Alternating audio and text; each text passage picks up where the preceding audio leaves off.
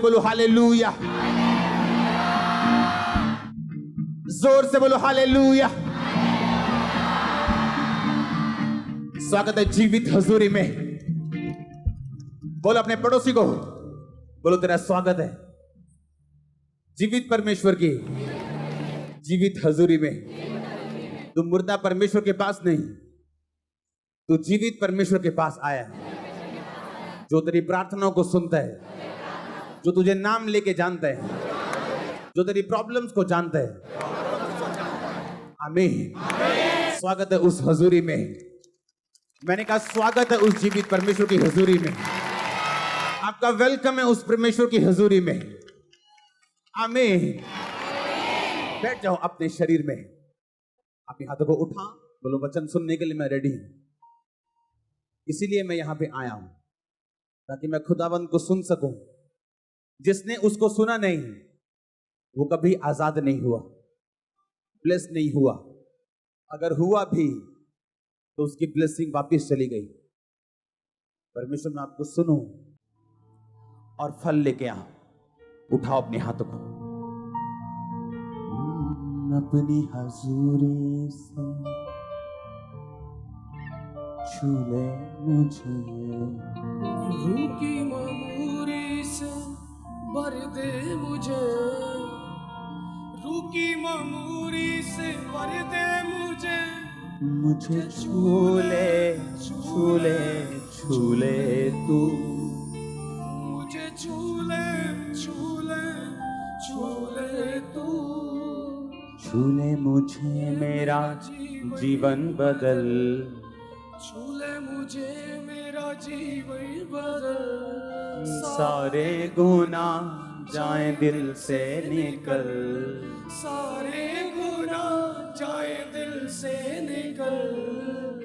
मुझको पिला दे तू जीवन का जल। मुझे छू ले छू ले छू ले तू, मुझे छू ले छू ले छू ले तू। मुझे छू ले छू ले छू ले तू, मुझे छू ले छू ले छू ले तू। छू ले मुझे मेरा जीवन बदल, छू ले मुझे मेरा जीवन बदल। सारे गुनाह जाए दिल से निकल, सारे गुनाह जाए दिल से निकल। सब कली से गाए। सारे गुनाह जाए दिल से निकल।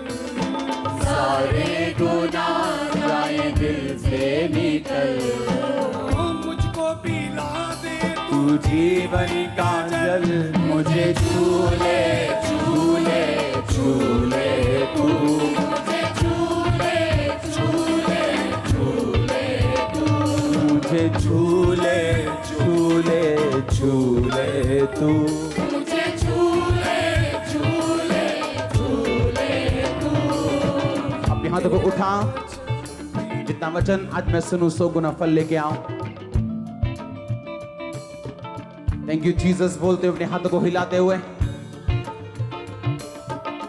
तेरे वचन हृदय में भरूं, तेरे वचन हृदय में भरूं। जो तू ना चाहे मैं वो ना करूं, जो तू ना चाहे मैं वो ना करूं। जब तक है सांसें मैं तुझसे डरूं। मुझे छू ले छू ले छू ले तू, मुझे छू ले छू ले छू ले तू। मुझे छू ले छू ले छू ले तू। मुझे छू ले छू ले छू ले तू। अपनी हजूरी से मेरे खुदा, अपनी हजूरी से मेरे खुदा। रूह की मामूरी से मेरे खुदा, रूह की मामूरी से मेरे। अपने हाथों को उठाओ। Thank you Jesus. ऊंची आवाज में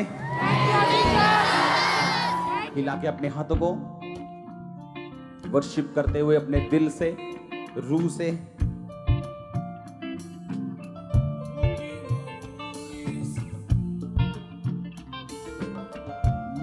पिला दे तू जीवन का जल। मुझे झूले झूले झूले तू, मुझे झूले झूले झूले तू, मुझे झूले झूले झूले तू, मुझे झूले झूले झूले तू। ढूंढे तुझे ये निगाहें मेरी, ढूंढे तुझे निगाहें मेरी। बोलो थैंक यू जीसस। मैं तैयार हूं आपके वर्ड को एक्सेप्ट करने के लिए। प्रभु यीशु मसीह के सामर्थी नाम में हम मांगते हैं। तारीफ करो जोर से।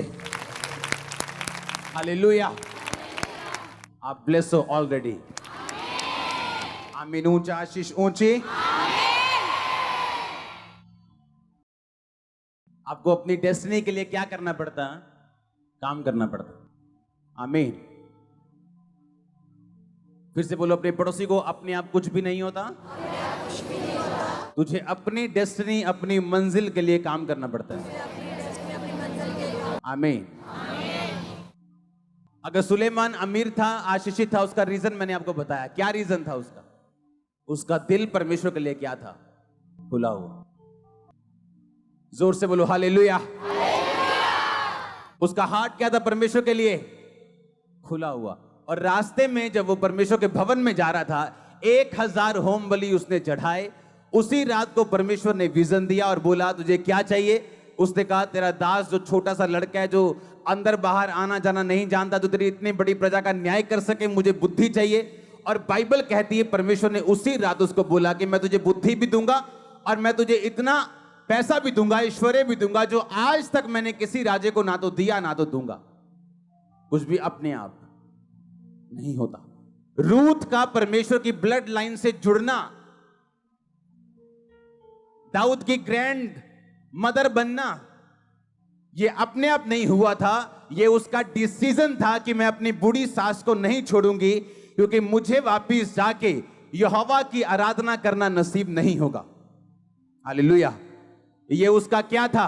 अपना एक डिसीजन, अपना एक फैसला, जिसने परमेश्वर के बीच में उसको जोड़ के रखा और यीशु मसीह की ब्लड लाइन में उसे जोड़ दिया। आज भी जब अब्राहम से लेके या आदम से लेके यीशु मसीह तक जब पीढ़ियों का वर्णन किया जाता है, कभी 42 पीढ़ियों का, कभी जब आप उसके माता के पिता के पिता की वर्णन को देखते हैं, तो उसमें रूत का जिक्र है, रूत के हस्बैंड का जिक्र है। आमीन। मरियम आसमान से उतरी हुई फरिश्ती नहीं थी। बाइबल कहती है इसी धरती पे जीने वाली थी। और उसने कहा था, जब परमेश्वर ने उसको बोला था कि मैंने तुझे चुनता हूं इकलौते यीशु मसीह को पैदा करने के लिए, और तू गर्भवती होगी, तो बाइबल कहती है उसने कहा था परमेश्वर ने अपनी दासी की दीनता के ऊपर क्या की है? दृष्टि की। हालेलुया। अपने पड़ोसी को बोलो अपने आप कुछ नहीं होता। आज लोगों के पास बहाने हैं, हाँ है कि नहीं?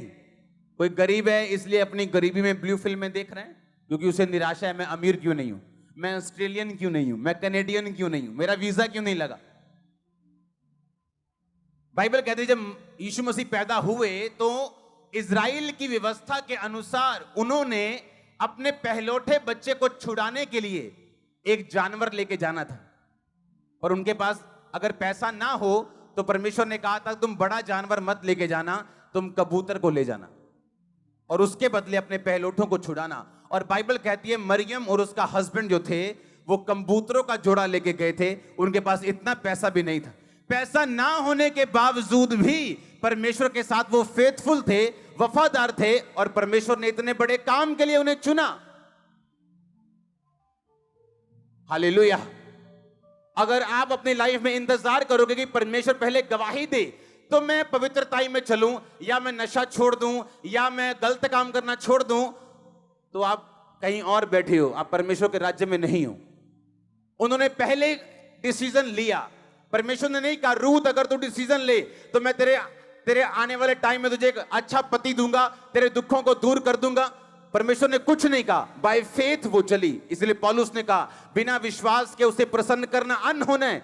आपकी लाइफ में ऐसा काम हो सकता है, आपको जब सामने कुछ भी नजर ना आए तो भी आप डिसीजन लेते हो कि नहीं, मैं परमेश्वर के साथ खड़ी हूं, मैं प्रभु के साथ खड़ा हूं, आगे क्या है मुझे मालूम नहीं, लेकिन वो चंगा करे ना करे वो मेरा परमेश्वर है और होगा, छुड़ाए ना छुड़ाए वो मेरा परमेश्वर है और होगा, आशीषित करे ना करे, आमीन।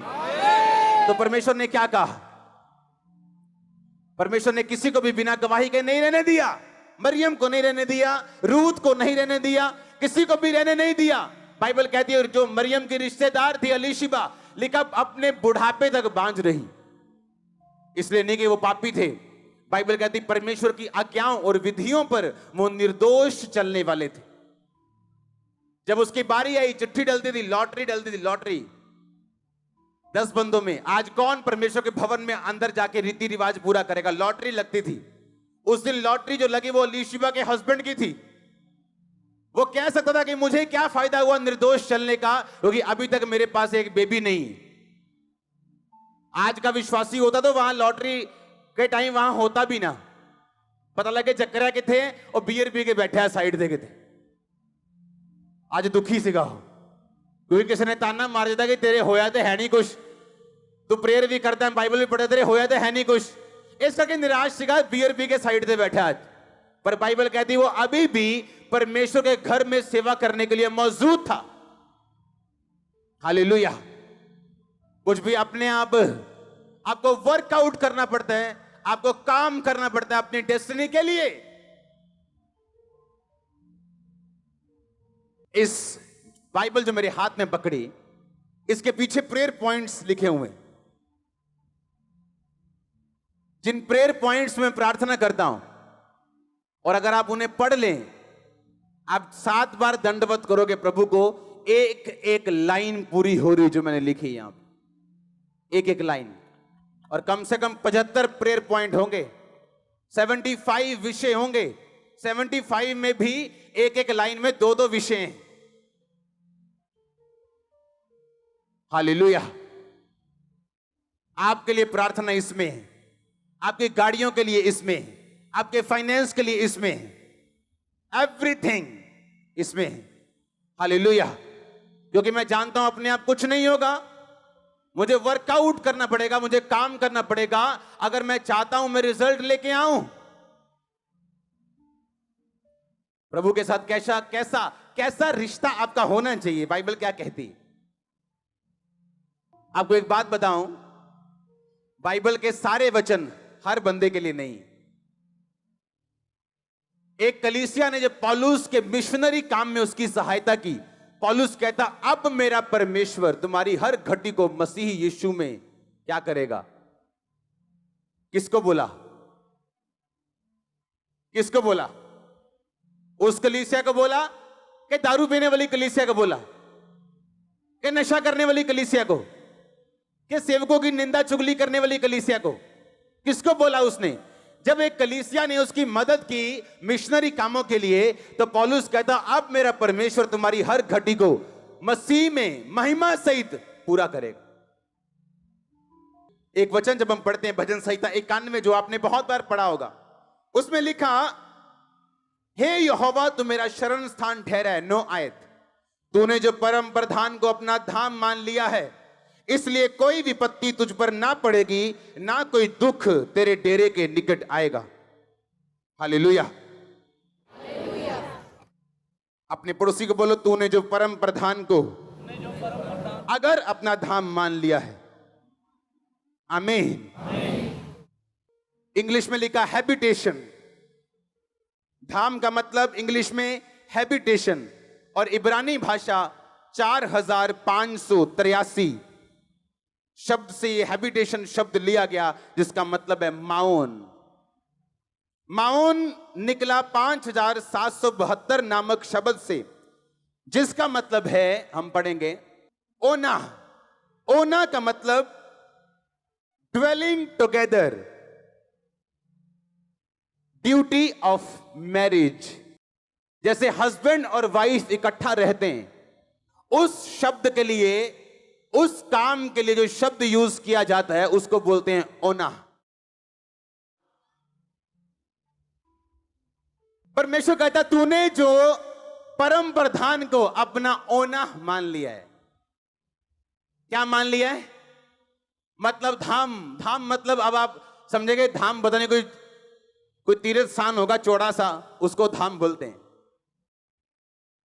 धाम यानी इब्रानी भाषा से लिया गया, जिसका मतलब दोबारा देखेंगे हम, ओना। ओना शब्द तब यूज किया जाता है जब हस्बैंड और वाइफ इकट्ठे रहते हैं। ओना शब्द का मतलब ड्यूटी ऑफ मैरिज, इकट्ठे रहना। आपके बेस्ट फ्रेंड से आपकी लड़ाई हो जाए, आप 10 दिन उससे दूर रह सकते हो। हां, रह सकते हो कि नहीं? पर अपने हस्बैंड से नहीं रह सकते। घर थोड़ी छोड़ जाओगे। वाइफ से तो नहीं रह सकते, घर थोड़ी छोड़ जाओगे। हाँ या ना? कितने मेरी बात को समझ रहे हैं? जिस बात से आपके दोस्त के साथ आपका रिश्ता बिगड़ सकता है, पर आप अपनी फैमिली में वो रिश्ता नहीं बिगाड़ते हो। समझ रहे हो कि नहीं? हां, परमेश्वर कहता है तूने जो अपना रियल फैमिली मुझे मान लिया है। जैसे हस्बैंड और वाइफ इकट्ठा रहते हैं, अगर तू मेरे साथ इकट्ठा रहे तो कहता कोई विपत्ति तुझ पर ना पड़ेगी, ना कोई दुख तेरे डेरे के निकट आएगा। अगर आप इसको पढ़ो तो परमेश्वर ने कहा इंग्लिश में, कोई प्लेग। इब्रानी भाषा में अगर आप उसे पढ़ो तो उसमें लिखा कोई ब्लो, यानी ब्लो जब किसी के फेस पे जोर से मारते हैं या किसी के सिर पे जोर से वार करते और ब्लो कर देते, खत्म कर देते हैं, उसको मिट्टी कर देते हैं, उसको बेहोश कर देते हैं। परमेश्वर ने कहा अगर मैं तेरा पति हूं और तू पत्नी की तरह मेरे साथ रहे तो तेरी लाइफ पे ऐसा कुछ नहीं होगा जो ब्लो करे और तू गिर जाए। ऐसा कैंसर कभी ना आएगा, ऐसी एड्स कभी ना आएगी। और आपका आमीन छोटा है चर्च। इसलिए मैंने कहा आपकी सेवा जितनी मर्जी बढ़ती जाए, क्योंकि वरदान सेवा बढ़ाते हैं।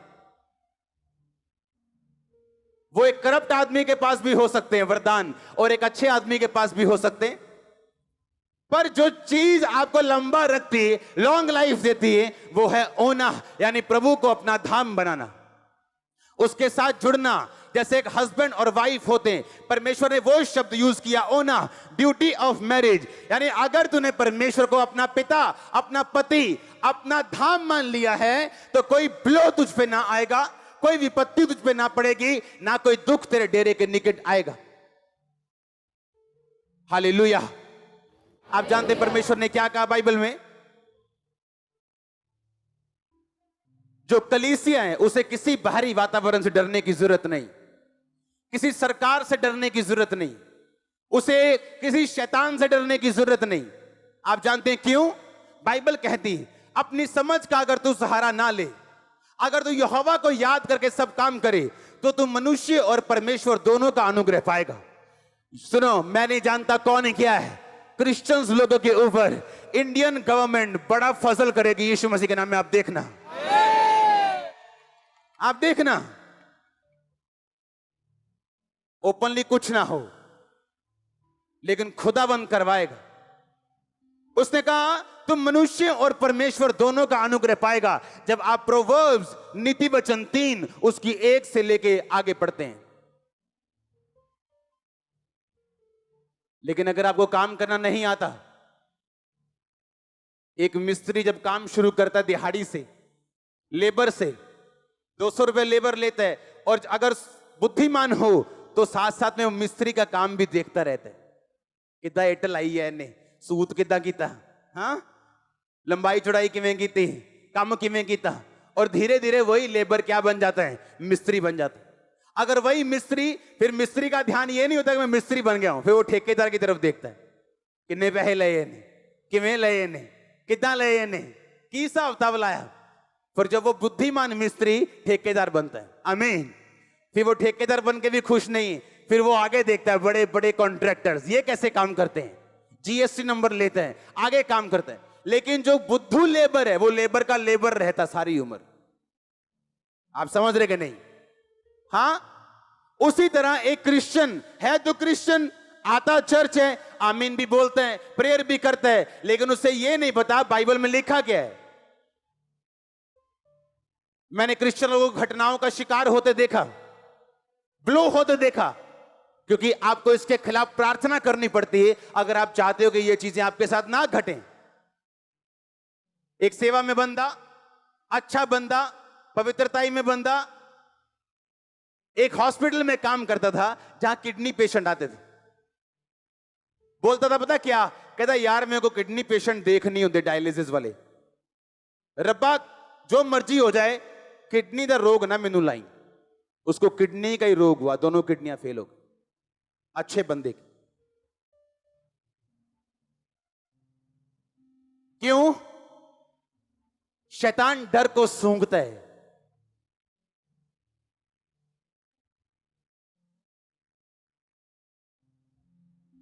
यूथ लोग के बारे आगे बोलते हैं, ओ पापा जी प्रेयर करो, मेरा रिश्ता टूट गया फलानी के साथ, मेरा रिश्ता टूट गया फलाने के साथ।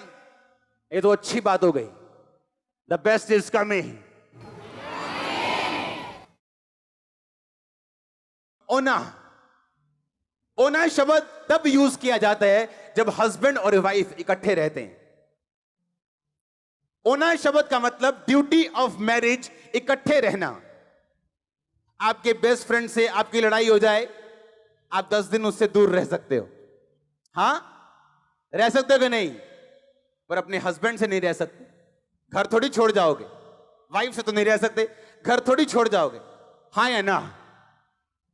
कितने मेरी बात को समझ रहे हैं? जिस बात से आपके दोस्त के साथ आपका रिश्ता बिगड़ सकता है, पर आप अपनी फैमिली में वो रिश्ता नहीं बिगाड़ते हो। समझ रहे हो कि नहीं?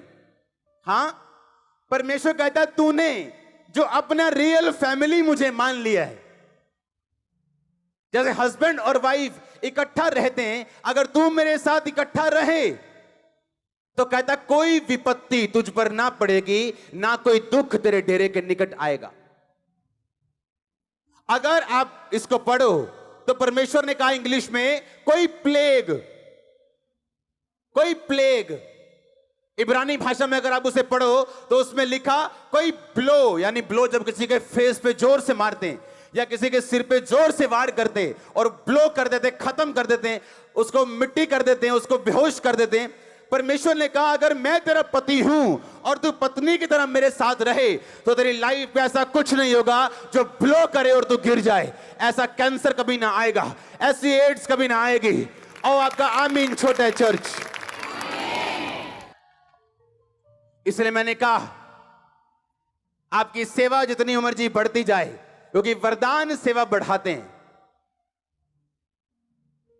वो एक करप्ट आदमी के पास भी हो सकते हैं वरदान, और एक अच्छे आदमी के पास भी हो सकते हैं, पर जो चीज आपको लंबा रखती है, लॉन्ग लाइफ देती है, वो है ओना, यानी प्रभु को अपना धाम बनाना, उसके साथ जुड़ना। जैसे एक हस्बैंड और वाइफ होते हैं, परमेश्वर ने वो शब्द यूज किया ओना, ड्यूटी ऑफ मैरिज, यानी अगर तूने परमेश्वर को अपना पिता, अपना पति, अपना धाम मान लिया है तो कोई ब्लो तुझ पे ना आएगा, कोई विपत्ति तुझ पे ना पड़ेगी, ना कोई दुख तेरे डेरे के निकट आएगा। हालेलुया। आप जानते परमेश्वर ने क्या कहा बाइबल में? जो कलीसिया है उसे किसी बाहरी वातावरण से डरने की जरूरत नहीं, किसी सरकार से डरने की जरूरत नहीं, उसे किसी शैतान से डरने की जरूरत नहीं। आप जानते हैं क्यों? बाइबल कहती है अपनी समझ का अगर तू सहारा ना ले, अगर तू यहोवा को याद करके सब काम करे, तो तू मनुष्य और परमेश्वर दोनों का अनुग्रह पाएगा।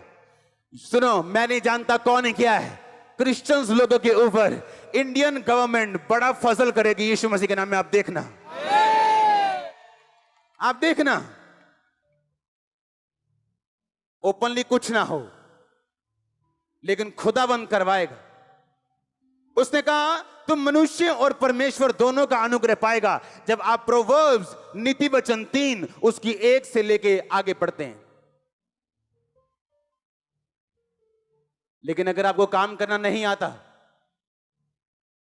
एक मिस्त्री जब काम शुरू करता है दिहाड़ी से, लेबर से 200 रुपए लेबर लेता है, और अगर बुद्धिमान हो तो साथ साथ में वो मिस्त्री का काम भी देखता रहता है, कितना एटल आई है इन्हें, सूत कितना कीता, हाँ लंबाई चौड़ाई किवें कीती, काम किवें कीता, और धीरे धीरे वही लेबर क्या बन जाता है? मिस्त्री बन जाता है। अगर वही मिस्त्री, फिर मिस्त्री का ध्यान ये नहीं होता कि मैं मिस्त्री बन गया हूं, फिर वो ठेकेदार की तरफ देखता है किन्ने पैसे लए ने, किवें लए ने, किद्दां लए ने, की हिसाब किताब लाया। पर जब वो बुद्धिमान मिस्त्री ठेकेदार बनता है, आमीन, फिर वो ठेकेदार बन के भी खुश नहीं, फिर वो आगे देखता है बड़े बड़े कॉन्ट्रैक्टर्स ये कैसे काम करते हैं, जीएसटी नंबर लेते हैं, आगे काम करते हैं। लेकिन जो बुद्धू लेबर है वो लेबर का लेबर रहता सारी उम्र। आप समझ रहे कि नहीं? हाँ, उसी तरह एक क्रिश्चियन है तो क्रिश्चियन आता चर्च है, आमीन भी बोलते हैं, प्रेयर भी करता है, लेकिन उससे ये नहीं पता बाइबल में लिखा क्या है। मैंने क्रिश्चियन लोगों को घटनाओं का शिकार होते देखा, ब्लो होते देखा, क्योंकि आपको इसके खिलाफ प्रार्थना करनी पड़ती है अगर आप चाहते हो कि ये चीजें आपके साथ ना घटें।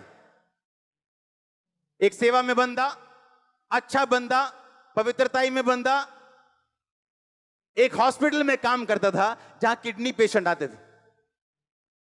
बोलता था पता क्या, कहता यार मेरे को किडनी पेशेंट देख नहीं होते डायलिसिस वाले, रब्बा जो मर्जी हो जाए किडनी का रोग ना मैनू लाई। उसको किडनी का ही रोग हुआ, दोनों किडनियां फेल हो गई अच्छे बंदे की। क्यों? शैतान डर को सूंघता है।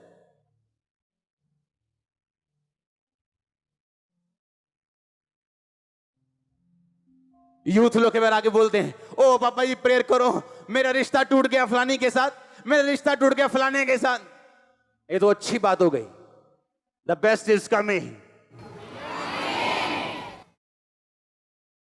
तेरी लाइफ से गुड गया है, बेटर आने वाला है, बेटर जाएगा तो बेस्ट आने वाला है, हाँ या ना? क्योंकि आप वचन को अपने लिए कैसे काम करने के लिए मोड़ना है आप जानते हो। पर अगर आप कुछ नहीं जानते आप रोगे, आप चिल्लाओगे। इसलिए परमेश्वर ने कहा धर्मी विपत्ति में पड़ेगा पर पड़ा नहीं रहेगा, यहोवा उसको विपत्ति से छुड़ाएगा। क्योंकि धर्मी को पता है प्रार्थना कैसे करनी, दुहाई कैसे देनी। धर्मी चुप करके बैठा रहेगा तो शैतान आएगा, थप्पड़ मार के चला जाएगा, धर्मी कुछ नहीं होगा, परमेश्वर भी कुछ नहीं बोलेगा। क्योंकि आपको काम करना है जहां आप जाना चाहते हो। जिन चीजों के खिलाफ जो नफरत है, जिन बीमारियों से आपको डर से आपको, उसके खिलाफ आपको प्रार्थना करनी, आग फेंकनी, और वो भागती नजर आएगी, दौड़ती नजर आएगी। आपके बच्चे कभी आपसे अलग ना होंगे, उनको नशा कभी अलग ना करने पाएगा, शैतान उनको कभी अलग ना करने पाएगा। आपका बिजनेस कभी फेल ना होगा, फेलियर कभी ना कहलाएंगे। मैं नहीं जानता मैं किससे बात कर रहा, लेकिन होली स्पिरिट आपसे कह रहे हैं आप फेलियर ना होंगे यीशु मसीह के सामर्थ्य नाम में। मैंने कहा फेलियर ना होंगे, आप फेलियर ना होंगे, आप फेलियर ना होंगे। होली स्पिरिट कहता तुम फेलियर ना होगी, अपने घर में, अपनी फैमिली में, अपने बिजनेस में तुम फेलियर ना होगे यीशु मसीह के नाम में। हालेलुया। लेकिन आपको काम करना पड़ता है। आमीन, आमीन। जिस टाइम आप सोते हो, कौन से टाइम सोते हो? 10 बजे, 12? फेसबुक का जमाना है आजकल, हाँ? तो 12 हो गए, पहले 10-11 होते थे। जिस टाइम आप सोते हो उस टाइम मैं जागता हूं। मैं सुबह सोता हूं 8 बजे, पिछले कितने दिनों से। मुझे एक बात मालूम है, अपने आप कुछ भी नहीं होगा, नहीं होगा, अपने आप कुछ नहीं होगा। आपको उस काम के लिए प्रार्थना करनी होगी, आपको बोना होगा, आपको चलना होगा, फेथ दिखाना होगा, आपको स्ट्रांग रहना होगा परमेश्वर में। आदतें छोड़नी होंगी जो खुदा को पसंद नहीं। हालेलुया। ताकि आप आगे बढ़ सकें। शैतान को नफरत है आपके अगले लेवल से, नफरत है उसको फेसबुक देनी पड़े, उसको व्यभिचार देना पड़े, उसको चोरी देनी पड़े, वो कुछ भी देगा आपको प्रार्थना से रोकने के लिए। क्योंकि एक बार करप्शन दाखिल हुई, प्रेयर फिनिश हो गई। आप करोगे, आपको मालूम है खुदावंद सुन नहीं रहा मेरी।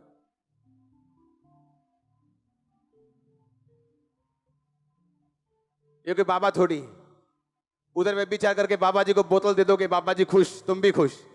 परमेश्वर बाबा नहीं। अगले लेवल पे आपको जाना है। आप जानते एक बात, आपकी फैमिली की कई लोग सेव हो जाएंगे, मुक्ति पा जाएंगे, बपतिस्मा ले लेंगे, जब आप अगले लेवल पे जाओगे। आपको मालूम है क्या? मालूम है? नहीं मालूम। कुछ फैमिली मेंबर्स आपके ऐसे हैं, आप उनको यीशु मसीह भी बन के दिखा दोगे, वो आपकी बिलीव नहीं करेंगे। आप जब तक वो खुदा का एक जबरदस्त हाथ आशीषों वाला आपकी लाइफ पे नहीं देखेंगे। आपको मालूम है? इसलिए परमेश्वर ने बाइबल में लिखा कि धर्मी अपने नाती और पोतों के लिए संपत्ति छोड़ जाता है। धन और घर पुरखाओं के भाग से और बुद्धिमती पत्नी यहोवा की ओर से मिलती। हर ब्लेसिंग बाइबल में से, हर ब्लेसिंग खुदा की ओर से। और जब आपका कुछ परिवार के मेंबर जब आपके लाइफ पे नॉन कंपेरेबल ऐसी ब्लेसिंग जो किसी की लाइफ पे नहीं है, उनके आसपास जब देखते हैं, आपके खुदा पे यकीन करते हैं। आपकी बातें नहीं सुनते वो, आप चाहे लाख पवित्रताई में, वो आपको नहीं सुनते हैं। आप कुछ भी कर लो, आपके नहीं सुनते हैं। पर जब आपकी लाइफ में ब्लेसिंग एंटर करती, हर कोई सलाम ठोकता है। हाँ या ना? आप ब्लेसिंग के हकदार हो और यीशु मसीह के नाम में ब्लेस्ड हो। और आमीन जितना ऊंचा, आशीष उतनी ऊंची।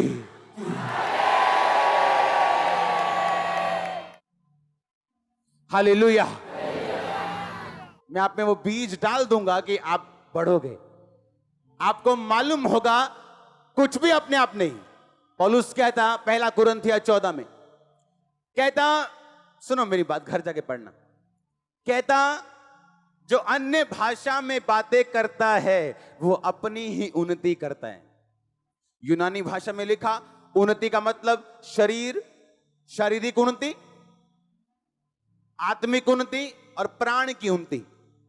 शरीर यानी पैसे की उन्नति, बिजनेस की उन्नति, फैमिली की उन्नति, बीमारियों में फ्री हो रहे हैं, डिलीवरेंस हो रही, शरीर की उन्नति हो रही। आत्मा की उन्नति मतलब प्रभु के बारे में पता चल रहा है, खुदावंद की ओर पहचान हो रही, पाप पे फतह हो रही। प्राण की उन्नति, प्राण सोल की उन्नति का मतलब ये है आपकी लाइफ की इमोशनल हीलिंग प्रभु आपको दे रहे हैं। इमोशनल हीलिंग, जो इमोशनली बीमार होता है वो शारीरिक बीमार से भी ज्यादा खतरनाक बंदा है। एक 10 बंदों से रिजेक्ट किया गया एक इमोशनल व्यक्ति जब 11वें असली और सही बंदे के पास भी जाता है, वो तब भी अपनी रिलेशनशिप में स्ट्रगल करता है। लेकिन बाइबल कहती है अगर आप गैर भाषा बोले, आप शरीर की उन्नति, आत्मा की उन्नति और प्राण तीनों की उन्नति आप लेंगे। पर अगर मालूम ना हो, अगर सिर्फ यही मालूम हो कि गैर भाषा का मतलब चलो बस, अगर यही मालूम है तो यही मालूम। गैर भाषा का सिर्फ यही काम नहीं, सिर्फ तालियां बजवाना काम नहीं। तालियां बजना तो एक उसका सिम्टम है, उसका एक लक्षण है। सामर्थ्य आप पे आती, कहता उन्नति होगी तेरी, किसकी? शरीर की। बीमारियां जाएंगी। आज मैंने एंजल को शाम को जब मैं प्रेयर कर रहा था, ब्लड साफ करते देखा आप लोगों का। ब्लड, आपका ब्लड साफ करते देखा मैंने। आप जाएंगे जब रिपोर्ट्स करवाने, आपका ब्लड बच्चों की तरह प्योर आने वाला है। और ये आमीन ऊंचा और आशीष ऊंची है। हालेलुया। आप समझ रहे कि नहीं? शरीर की उन्नति और किसकी उन्नति? आत्मा की। आपको बाइबल समझ नहीं आती थी, आप पढ़ते हो लेकिन समझ नहीं आती। लेकिन जैसे जैसे आप आत्मा में बढ़ते हो, आपको बाइबल समझ आती है। लेकिन जो गैर भाषा बोलेगा वो शरीर की उन्नति लेगा, आत्मा की उन्नति लेगा और प्राण की उन्नति लेगा। जब प्राण की उन्नति होती, आपकी फैमिली में, आपके क्लोज में, आपके दूर में जो रिलेशनशिप्स हैं आपकी, वो स्ट्रांग होती। मन मुटाव नहीं होता फिर फैमिली में। पता है ये राइट है, करना है, हस्बैंड को भी, वाइफ को भी। पर जहां आत्मा की गैर भाषा नहीं है, वचन की नॉलेज नहीं है, वहां पे लड़ाइयां होंगी। हस्बैंड बोलेगा ये लड़ती है, वाइफ बोलेगी ये पीते हैं, लेकिन अगर यह बात आपको मालूम नहीं कि गैर भाषा बोलने से क्या हो सकता है, तो यह आपकी गलती है। और पौलुस ने नहीं कहा कि खुदा से मांगो और वो तुम्हें आत्मा की भरपूरी देगा, कहता पवित्र आत्मा से तुम भरपूर होते जाओ। उसने ये नहीं कहा तुम मांगो, कहता होते जाओ। खोना कैसे? कहता स्पीकिंग टू योरसेल्फ, अपने आप से कहता बात कर। जब तू अपने आप से बात करे तो बाइबल के बीच से बात कर, अपने सिम्टम्स नहीं देखने। हाय मेरी लत सोई जाती है, मम्मा जी करियो प्रेयर। मेरी भाई बोले क्या बोल रही तू? अगर तू मुंह से बोली जाएगी मेरी लत सुन मेरी बांह सुन, तेनू खुदा भी तेरे सुनपन नू हटा नहीं सकता। जो गरीब है बोले मैं अमीर हूं, जिसके टांग सुन है बोले उसके कोड़े खाने से। उसने सिम्टम नहीं देखना, उसने वो बोलना है जो बाइबल कहती है। मैंने क्रिश्चियन लोग देखे 40 साल तक प्रेयर लाइन में खड़े हैं, दुष्ट आत्मा नहीं जा रही। शेम आनी चाहिए, शर्म आनी चाहिए, शर्म। क्रिश्चियन बंदा दुष्ट आत्मा की डिलीवरेंस के लिए खड़ा है। आपके अंदर इतनी पावर है, आप अपने मुंह से शैतान को शर्मिंदा करके सारी उम्र बिना खेले शैतान पे फतेह पाके जी सकते हो, सिर्फ अपने मुंह से। प्रेयर की जरूरत नहीं, नहीं जरूरत। मेरे वर्ड्स लो, प्रेयर की जरूरत नहीं। बाइबल कहती है मैंने तुम्हें सांपों और बिच्छुओं को रौंदने का पूरा अधिकार दिया। किसी वस्तु से तुम्हें कुछ हानि नहीं होगी, लेकिन तुम कहते हो नहीं जी शैतान तो 40 साल तो मेरे पीछे एक ही में जा सकता है, मैं तो देना या गाटी पाई है पूरी, मैं तो जान ही नहीं देना इनू।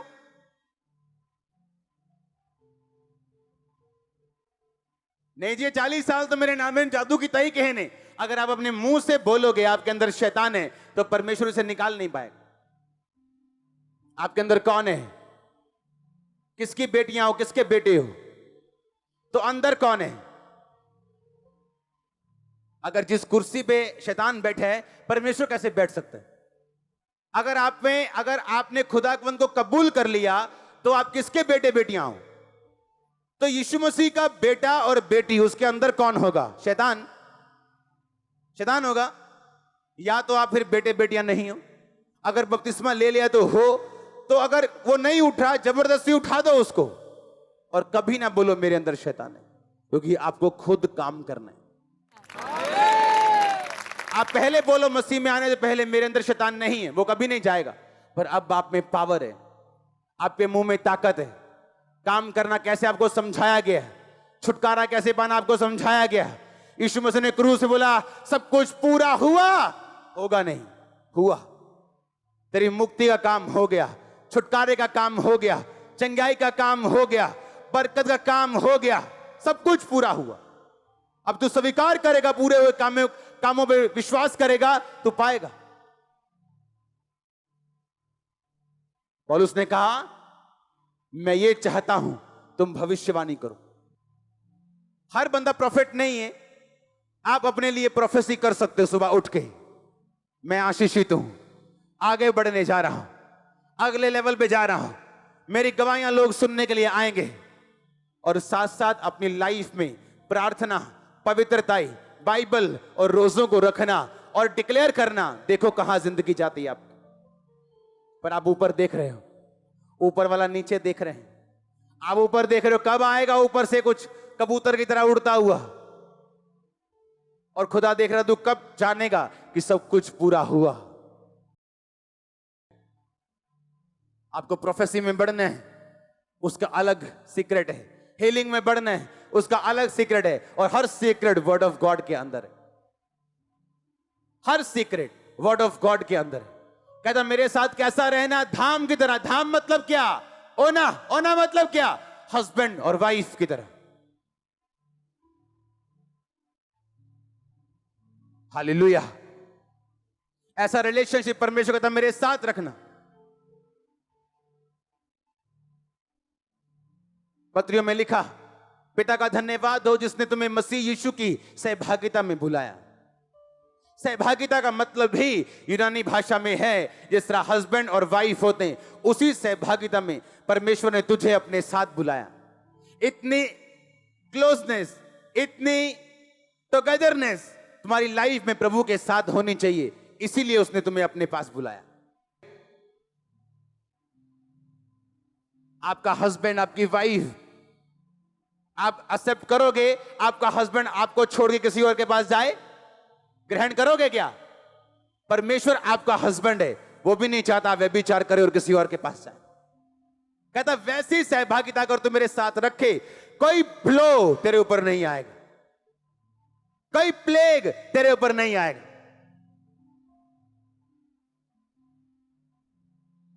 लड़ो और जीतो,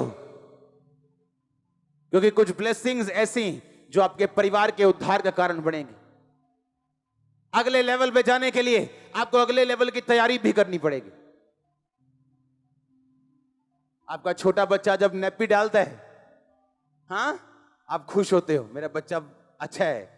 हाँ, जब वो 3 साल का हो जाए, 4 का हो जाए, फिर 5 का हो जाए और फिर भी नैपी डाले, अच्छा लगेगा?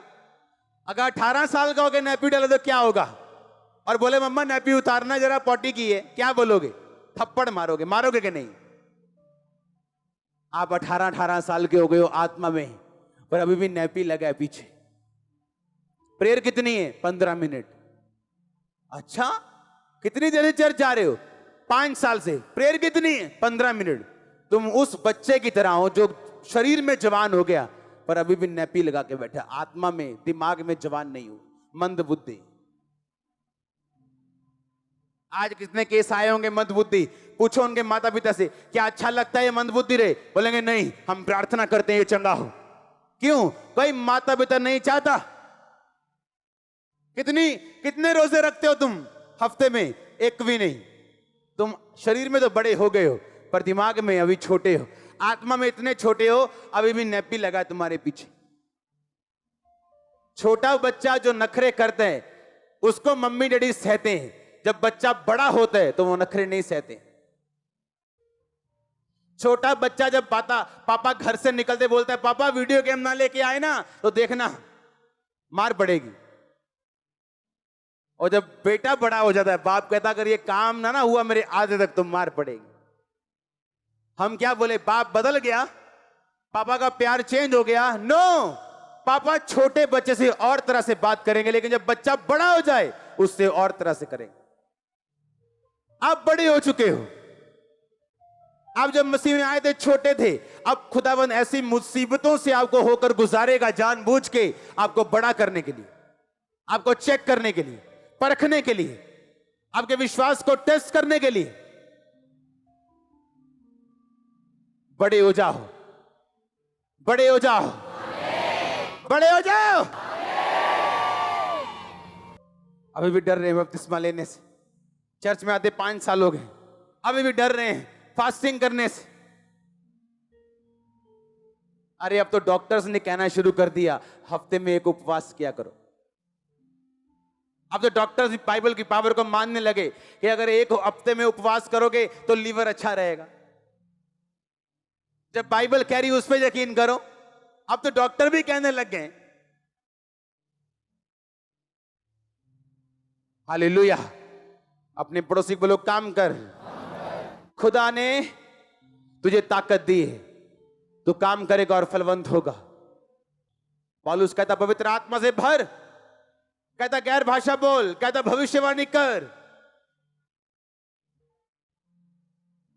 जो चाहिए, अगर आज कान खुले, आंखें खुली, जो मैं कह रहा हूं उसे ध्यान से सुनना।